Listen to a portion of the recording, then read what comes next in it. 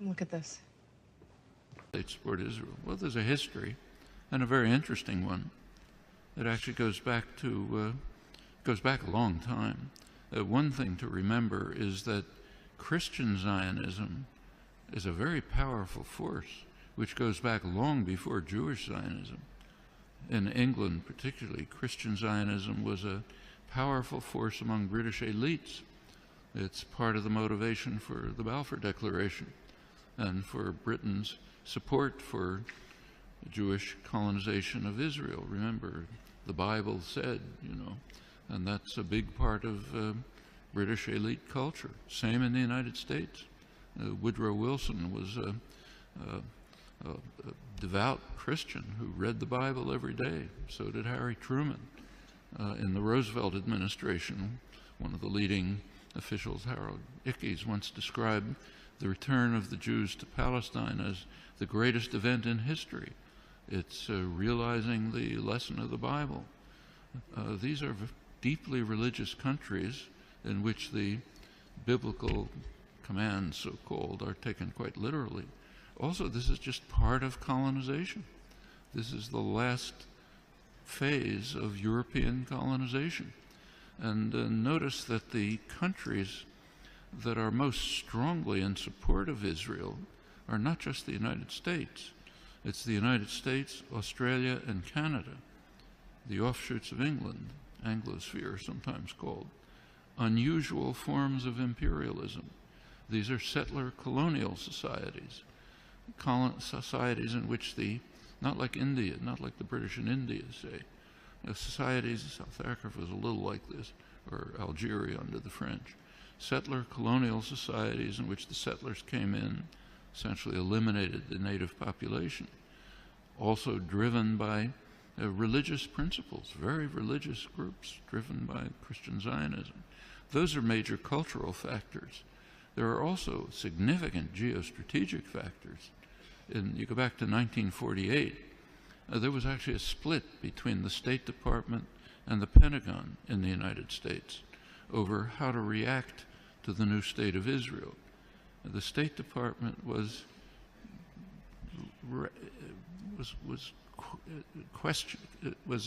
not committed strongly to Israeli conquests, the establishment of the state, and was concerned about the refugees. It wanted an implementation of the refugee problem. The Pentagon, on the other hand, was very impressed with Israel's military potential.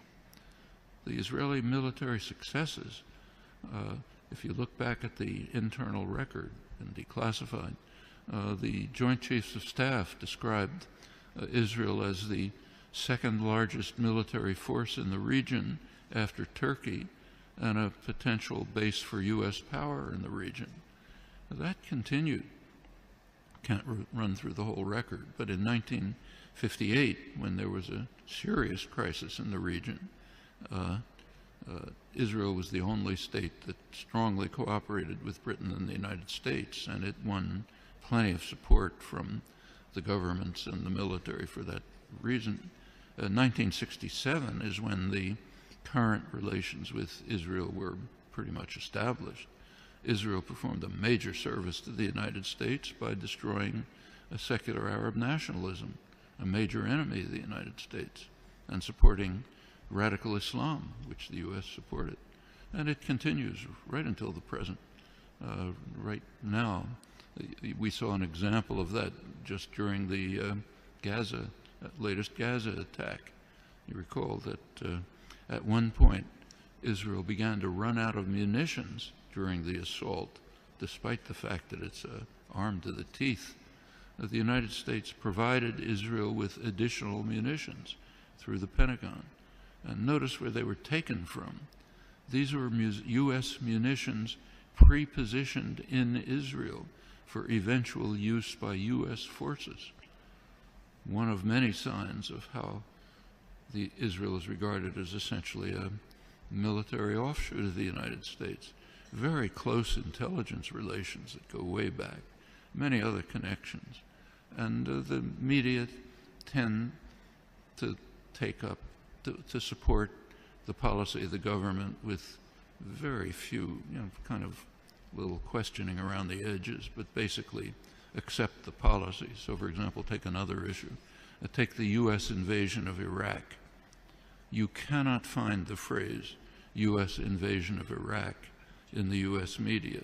There was obviously an invasion, a blatant act of aggression, a textbook case of what the Nuremberg trials called the supreme international crime, cannot be mentioned. President Obama is praised as an opponent of the invasion. And what did he say? He said it's a mistake. It's a strategic blunder. We're not going to get away with it.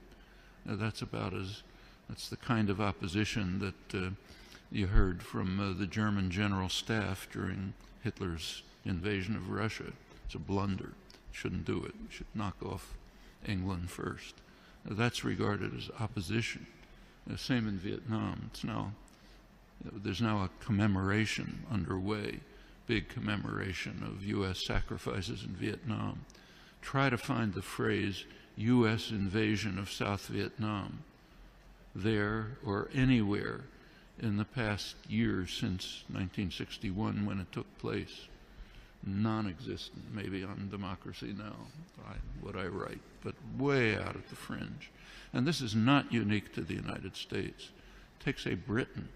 Right now there's interesting debates in the British literary journals, like the Times Literary Supplement, as to whether Britain should finally begin to recognize the genocidal, the word that's used, genocidal character of British colonization hundreds of years ago. Should Britain begin to face it? You can ask that question in many places.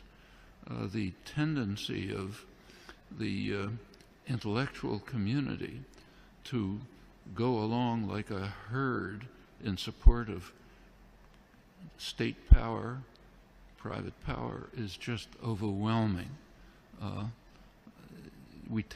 Intellectuals like to think of themselves as dissident, critical, courageous, standing up against power. Absolutely untrue. You look at the historical record, that's a small fringe, and they're usually punished.